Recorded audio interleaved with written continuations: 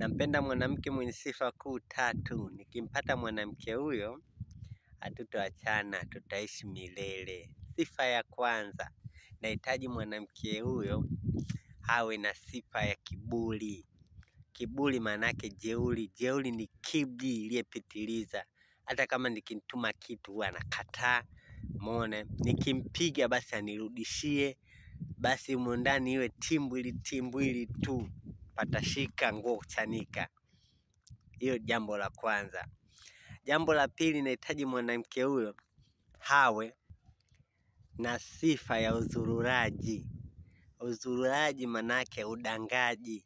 Udangaji mwenyewe unajua, sio anakaa tu nyumbani. Yaani sihitaji akae nyumbani tu, narudi pale tukakaa tu, ndio niseme dakatonge sijui nini. Nikirudi nyumbani nisimkute kabisa.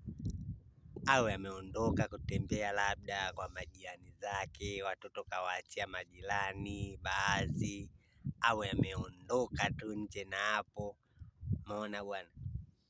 Nikifika pale nikiuliza mke wangu yuko wapi? Mke wako hapa yupo, katoka watoto kawaacha kwa jirani fulani. Nafuata watoto wangu narudi nao nyumbani. Umeona bwana, na shughuli zingine nafanya. Nikipiga simu huko alikokuwepo, nikipiga simu akipokea, basi nahitaji awe na jambo la tatu na la mwisho hilo. Jambo la tatu ni lipi? Yaani akipokea simu anidanganye. Anidanganye kabisa. Bwana mimi hapa nilipo, nipo sehemu fulani kwa rafiki yangu fulani, au nasuka au nasukwa. Umeona, ni mradi tu mambo yaende sawa, asiniambie ukweli wowote, anidanganye. Na hata kama ikitokea nimesikia sauti ya mwanaume imeongelewa kwa pembeni, basi nakwambia yeye ananiambia bwana huyo hapo ni boyfriend wa rafiki yangu. Yaani asijihusishe hata kidogo kusema kama ni mtu wake.